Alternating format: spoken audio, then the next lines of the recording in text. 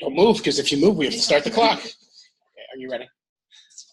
Okay, our first presenter is Megan Sorenson, representing the Applied Math PhD program. Genetics is the study of the human blueprint of DNA. As we've studied genetics, we've been able to find associations between traits such as the color of our hair or height, as well as associations with diseases. However, as we've been studying genetics, we have found so much less than we thought we would from our DNA. There's still so much that we don't know. It's an extremely complex problem. One of the things that makes this complex problem even more difficult is that the data is very difficult to obtain and extremely expensive to obtain. So one of the ways that the genetics community has sort of combated against this is by creating publicly available data. So this is data that we could go right now to the internet and download and we could use. I'm interested in utilizing this data because it's not reaching its full potential as it currently is. So I'm going to do this in two main ways. The first is with external controls. As you can imagine, if we have a genetic study and we only need case information and we can take our controls from this publicly available data, that would be super helpful. There are two methods right now that currently do this, but it's not clear when we should use which method. When do the methods break down? Should we always use one method over the other one? This isn't a question that we have an answer to at this point, and so I'm going to compare the methods and try and answer these questions.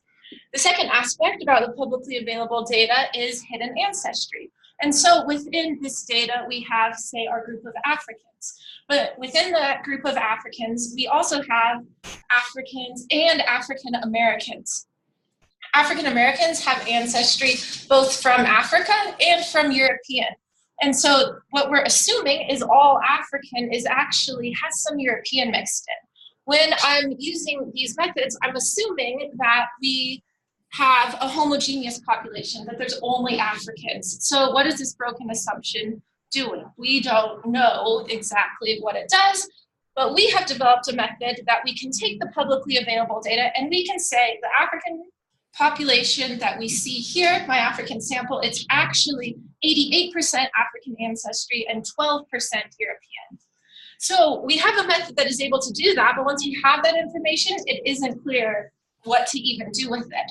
So finally, I want to combine these methods that use external controls and also use this hidden ancestry information and combine the two to make a method that is just more complete and help the publicly available data reach its full potential.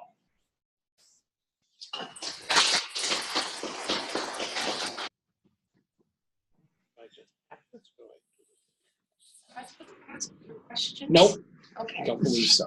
The little things at the end they did, I watched some videos. Oh, that's true. The videos, some of them did have questions.